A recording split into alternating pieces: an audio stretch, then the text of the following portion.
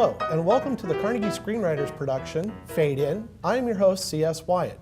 And in this episode, we're going to be talking about individuals with special needs, including autism spectrum disorders, and career skills they develop working through the film production parallels.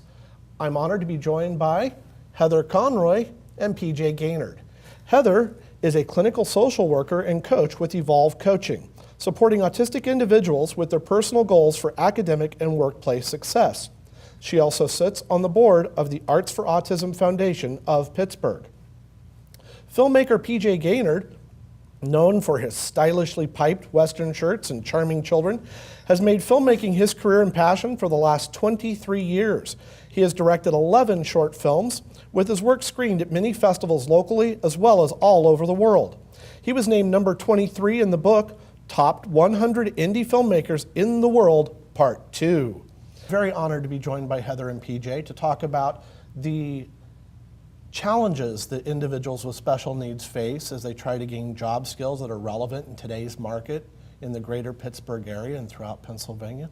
So Heather, I met you several years ago because I am an individual diagnosed with autism who struggled in the workplace and needed coaching. Can you explain to our viewers why it's so important to have coaching and mentors for individuals with special needs? Yeah, so we work with students in college and folks looking for work and hoping to maintain work. So at college, like most of us, we need some support to use the services that are readily available to us on campus, like the writing center, getting some tutoring, that sort of thing. And then when we think about the workplace, there's a lot of breakdown in communication and utilizing their teams and maybe meeting deadlines and that sort of thing. So we support people with all of those things, and we meet people where they are and try to individualize our supports. But I would say that rather than simply focusing on the individual and the needs that they may have and maybe ways that we can bring them up to speed maybe with the rest of the universe, I don't know, we really focus on the schools and the workplaces, sort of understanding how they can be more welcoming to people with various disabilities. And one of the places where you start this job training is the Joey Travolta Film Camp. Can you explain what the Joey Travolta Film Camp is and how that fits in with job training? Sure, yeah. So we have done the film camp for 7 years now, and it's a 2-week camp, and we allow folks who are ages 8 to 30, autism or not, to join us in that camp, so it's an inclusive program. And the campers get to make short films from start to finish. They're separated into 3 classrooms by their ages, and they get to be a part of, you know, the scripting, the acting. They get to learn skills to be sort of familiar with and ready to be on the set, because that does take some time for people to get used to what being on set is like. A lot of hurry up and wait, and a lot of other things. So we've done that for, well, we did that for 5 years before we introduced a 4th classroom to sort of expand that experience, to allow people who have been a part of the camp, maybe for 1 year up to 5 years, to then get more hands-on experience with the camera and really get just a bit more into the nitty-gritty of filmmaking. So we've done that for the past 2 years. And in addition to the sort of extra experience they get, the campers work they're in paid work positions at the camp. So they get to mentor students, you know, they clean for us, they organize, and they help students get to their bus, hopefully the right one.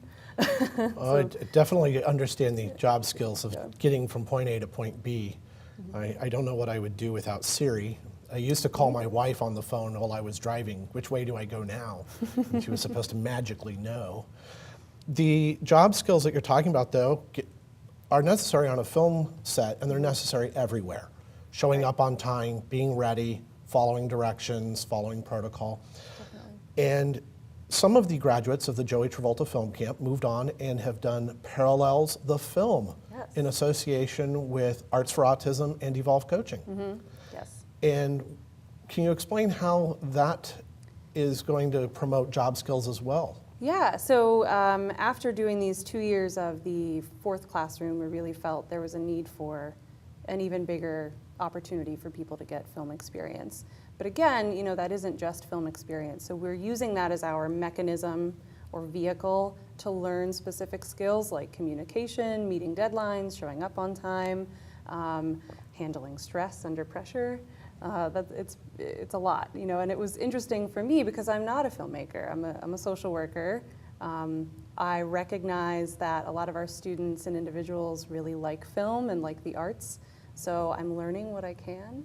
But it's interesting to see them in that space really, because they're so motivated by that, to show themselves and show us that they're capable of doing a lot of really grueling work sometimes. And PJ Gaynard joined the production of Parallels as a ghost. So you're mentoring behind the scenes with individuals with autism. You are an experienced filmmaker. You're experienced on film sets. What was that experience like for you as a mentor to these young adults who wanted to gain job skills? Yeah, so I got hired on as the lead instructor for Parallels, and when I was first brought onto the project, the goal was help these folks, teach them how to make this movie. Not every movie ever, but teach them how to make this movie. And so that was sort of my entryway into the project. And I feel like, filmmaking teaches you so many skills, like Heather said. And I think she's being very modest. You are very much a filmmaker. I'm a filmmaker now. You're on set doing all kinds of tasks and sometimes saying, I don't know what I'm doing. And I'd say, yes, you do, and you do it. So, but I think that, filmmaking is a place where you, at the highest level, everybody is super professional and completely knows their job, but there's absolutely an independent film scene. There's an independent film scene in Pittsburgh where these are the people who are in the room, so these are people who are making the movie. And so everybody sort of came together to make this film. I don't know if that answers your question completely, but. So you're watching these young people with special needs make a film, but you also work with the general population at Community College of Allegheny County. Yeah. You are promoting film and filmmaking as a career path. For sure. For everybody. An absolutely inclusive experience for everybody. Can you explain why you believe filmmaking is a viable career path here in the greater Pittsburgh region? Well, because there's work to be had. There's paid work to be had here. That's why I think it's a viable career path. Because I have friends who make a living doing it here. And maybe the folks who worked on this movie, maybe you say they're special needs, but to me, they seemed perfectly capable of doing this work, and they did it exceptionally well. They worked hard. And at the end of the day, the work is quality, and it bears out the fact that they are absolutely capable of doing this work at a high level. So, and when you look at the work that PJ and other mentors were providing, the supports, the mentoring, do you find that we need more of that in the Pittsburgh region, more outreach and mentoring for these young adults and adults with neurodiverse challenges? Absolutely. Yes. I mean, that's a simple answer. It's not every day that you find someone who is willing to do something differently. PJ teaches, so he's used to teaching people. He makes films, so he's used to doing that. And so for him to just come in and know, well, I'm going to think about this differently, and I'm going to be patient with people while they learn, and to know that he could reach out to people like me and to Ruth for support, I think was really great. And this gives impetus to expanding the Travolta Film Camp and other projects. I know you've talked about bringing in other skills related to film, including editing. You're doing more editing, more animation. So do you think that we will be providing more skills that this job market might need that students and individuals like myself can do? Yeah, there's been a little bit of animation and that sort of thing happening at the camp. We haven't done a whole lot of that outside of that experience, but we're in a position where we want to help people do what they can do. So if people have a vision or want to pursue this, then we want to figure out how we can do that. So we're just there supporting them. So yeah, we are hearing a lot more about editing and animation. And I think, you know, speaking to one specific person, after the film was made, it's not made yet, I guess, because we didn't edit it. But Right, it's in editing, it's in post-production. yeah, so after we wrapped, the day that we wrapped, you know, he shared with me how stressful it was for him to be there, and how challenging it was. And for me, that's also a win, because then he realized, okay, my eyes are open and this maybe isn't what I need to do, but what things that don't require me to be on set can I do in the film industry? And so I think that's really exciting for him to just have that experience and be able to shift. And PJ, when we talk about the film industry locally and the need, the union has grown quite a bit, and sometimes they have openings that aren't even filled for local projects. So when you talk about the jobs being there, what types of jobs are we talking about in the local film industry? Well, the local film industry is fairly diverse, you know, in job availability. Most people think about the large films that come into town, the Hollywood films, and there's certainly work to be had through Local 489, IATSE Local 489. They have a permit list, which anybody can get on as long as they've been a resident here for 18 months. They can provide some basic documentation. They can get on the list, and then once production exhausts the available union members, then they will choose people from this permit list. And those people, if you go to 489's website, you can see a list of the people that get hired, like set lighting technicians and construction workers, you know, even people who do craft service, the food portion. What you don't find there are directors and cinematographers. A lot of the large-scale Hollywood productions that come into town are getting those folks, they're bringing them with them. But there are other types of productions that are happening in town all the time that are paid work. I mean, think about all the Steeler games that you watch, and the Penguin games, and Pitt games. All of those are provided by IBEW Local 5. And then there is IBEW Local 3, which is providing some of the hybrid workers, like stagehands for all of the live event concert work that's coming into town. So at IB Local 5, you're seeing camera operators, some people who are working on the truck, some you know, utility workers, and all of these jobs that I'm talking about, these are all you know, over $200 a day positions at bare minimum, starting there and then working their way towards $400 a day. You know, sometimes more depending on how long the day is.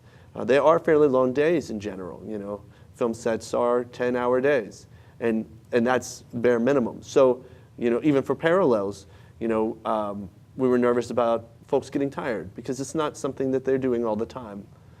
So they are long days, but we were able to get through it. And you know, I think there are even more productions than I'm just talking about now. There's news. There's wedding videos, which seem like very crazy because they're personal events, but actually wedding videos have a rhythm to them. Yes. Weddings happen in a certain way, and most of them sort of happen in the same way. You know, so there are a lot of different opportunities for filmmaking and videography in this town. And I find that a lot of the jobs and contacts that I make locally are for commercial video. Meaning that a business wants to do training videos, or they want to do a promotional video about their products. So these are jobs that aren't necessarily union, correct? Some of those are non-union? Oh yes, many of those jobs are non-union. You know, whether it's commercial work or industrial work, as you're talking about. As a matter of fact, some of the best paid work that I've had has been industrial work, shooting videos either for schools or shooting videos for companies, where they say, I have this widget and I need to tell my customer base about this widget, but it's not really my specialty. So they have money and they need somebody who has the skill to do it. And it's a good way to do it. And Heather, as you watched the making of Parallels and some other projects, do you believe that the students are gaining some of those skills that they need, like the patience and the understanding that things are going to go around them, that they need to patiently wait for their portion to come into play? Definitely, yeah. There was so much growth that was seen. I mean, I don't even really know where to begin, but the truth is that 85 to 90% of people on the spectrum specifically are unemployed or underemployed. So there's a lot of untapped talent of people who are really excited to do this work. And so I saw people who were really excited on set and who like had to really tap into some patience and just, take the time to realize, okay, this isn't my moment. I need to let so-and-so do it this way. Maybe I had a different vision for what this would look like, but, there was just so much good stuff happening on set. And one of the things that I find about film and theater as well is that they're very collaborative. You have to trust the people around you. So how did this help some of your population, some of this community, learn to collaborate more effectively? Well, I think the whole process was a collaboration. Again, it was really interesting to see everyone work together and, remembering their role and, well, I'm, first AD or I'm whatever, and knowing when they should just step in and maybe go outside of their role to help someone out. So it was like, I used to work in the service industry, so anticipating your guest needs. So I always think is really important in that industry. So I got to see people who, supposedly can't empathize. Well, we know that's not true. But so they could see, okay, someone's struggling, so how can I help them? So there was a lot of collaboration and working together. And I think what happens is that because of maybe social differences and difficulty getting through an interview, people don't get the opportunity to have an experience like this. So they start to think, and everyone tells them that they can't do these things. But when they're motivated to do it and we give them the opportunity to do it, they really stepped up to the plate. And PJ, did you work with autistic individuals in the past, or was this your first experience with the autism community? I've had some students, and I will say that not all of my students tell me what's happening in their lives. They're not required to, and I'm not really supposed to ask. So I don't always know, but I suspect that I've had some students who may be on the spectrum. This project was, to me, the first large-scale experience that I had with so many individuals on the spectrum, and I learned an incredible amount about what that means. I didn't really know going into it, and I'm just barely getting the sense now. Like I'm not on the spectrum. I don't know what it feels like. I don't know what it means to go through life like that. And it doesn't seem, to me, it doesn't seem like it's. I didn't see it as a hindrance, and it might be a hindrance, but these people were just so incredible. Like we broke down a script for 7 hours. Wow. We did it all day. These guys had no problem. They were in it all the way. So I just saw people who were creative and incredible, and they just did the work. And one of the things I've noticed working with you and speaking to your classes is that you have a very energetic, supportive nature. And as an individual on the spectrum who struggles seriously, I think Heather could attest to, with the workplace and with collaboration, you have brought in an inclusive attitude that I think really helps the individuals find that support. Do you think that working with students at CCAC and on this set, that there is something that you love about that mentoring process that just gives you that energy? Oh man, it's when when somebody who's newer at making a movie gets it, when they see the process. So I've been making movies for over 20 years, and the process of filmmaking is how the story is sort of presented to me. I think I know it at the beginning, but I don't know it. It's through the process of filmmaking that the story is revealed. And so I saw that again and again, where, we think we know, but then in this next step, we're gonna learn something new, and we're gonna learn the movie. The movie's gonna be revealed to us. So I always think about casting, right? Mm-hmm. You think you know the movie, and then these people come in and they read for the role, and you're like, I didn't know that you were this person, but when you read the role, we need to redefine what we thought the role was, because you are the person. You are definitely the person. for this role. And so I found that happening again and again. I always talk to my students, and I talk to this group of people on Parallels about the 3 movies that you make. The first movie is the movie that you write, the second movie is the movie that you shoot, and the third movie is the movie that you edit, and they are not the same movie.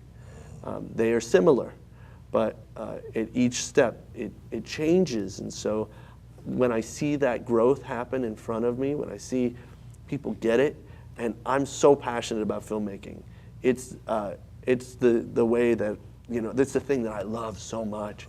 And when other people find that passion and see it like more clearly, it jazzes me up. It makes me so excited. I get goosebumps. I just can't wait to do it some more.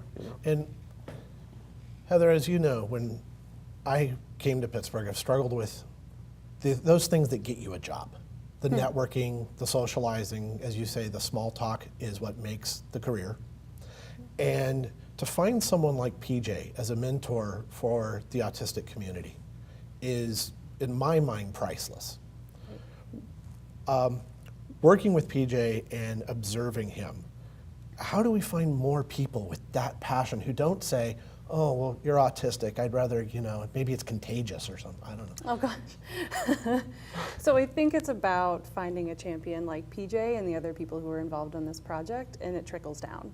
Like, that is my hope. So, via Evolve, we go to universities, we go to workplaces, and we talk from our perspective, and often with autistic individuals who come with us, about what it's like to be autistic, what it's like in the workplace, and how the workplace can support us, yada, yada.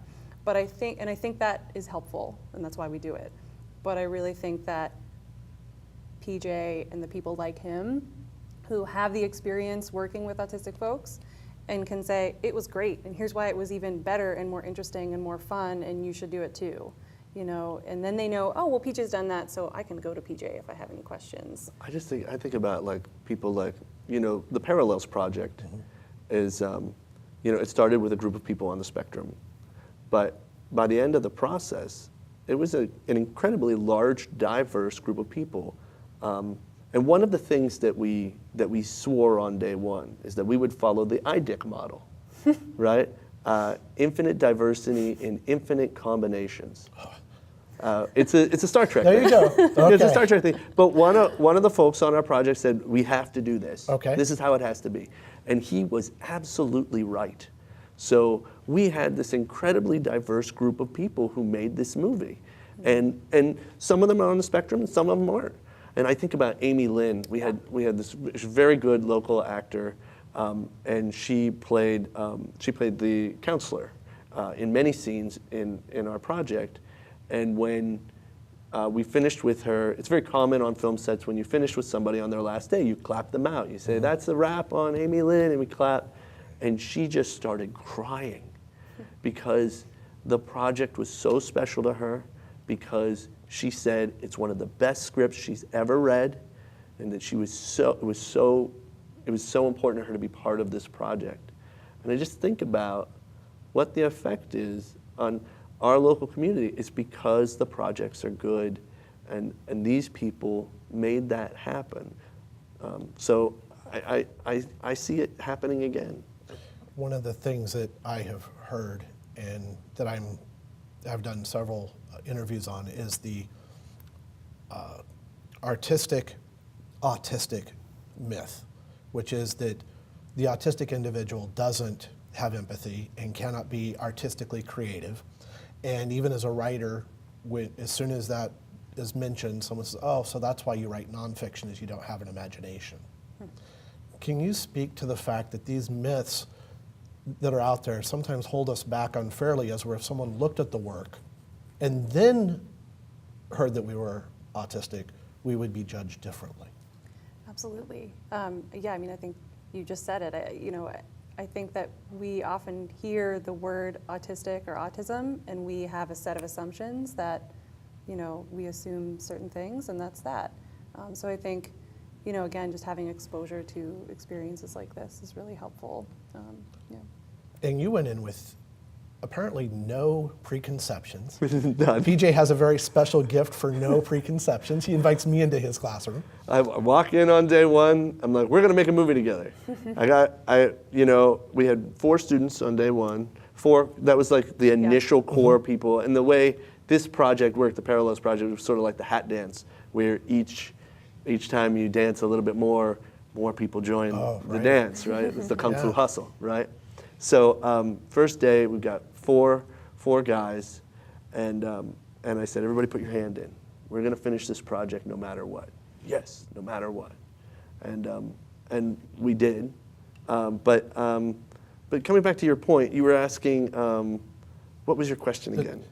That they are no judged unfairly because but people no assume preconceptions. Yeah. Yeah. So I think about, we said on day one we're going to make this project no matter what, and that it's our project, and I think that was where we started, and it's another project that we now it's just another one in the hopper for all of the people involved.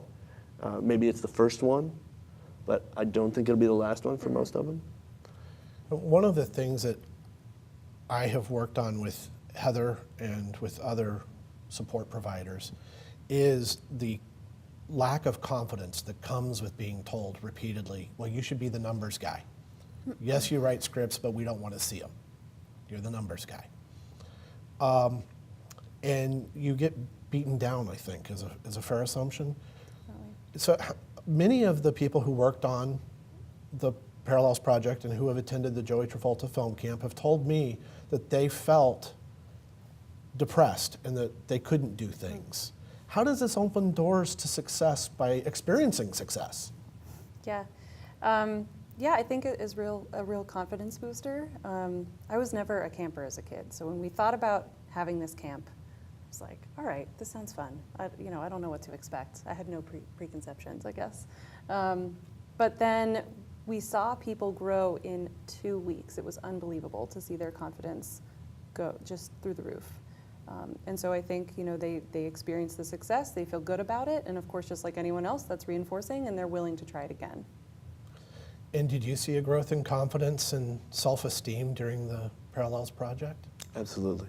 So many people in different ways, learning different tasks and finding a way to grow. I think the process of filmmaking allows for that. Film is sort of an interesting process because I feel like it's a number of relatively simple tasks. It's just a million of them, like one on top of the other. You're like, get pizza. Okay, that's easy. Okay, but while you get pizza, like get all this other stuff, and also write a script, and then break it down, and then find, get a poster made that's a specialty poster that doesn't exist, and then get a T-shirt made that has the same stuff that's on the poster. Right. And you're like, oh, do that all by tomorrow. And you're like, oh my goodness. And that requires talking and networking with so many different people to make that happen too. Yeah. So, We made use of a program called Slack. Oh, yes. So useful for us. And right now we're sitting at around 5,000 messages between each other. And Slack is a sort of a chat program that keeps a history of the chats. And I find that useful myself because I can scroll back if I have forgotten something. I can look back in the discussion and I can see where something like that would be a wonderful tool for any film, not just a film with some challenges. Yeah, and people are able to edit what they write.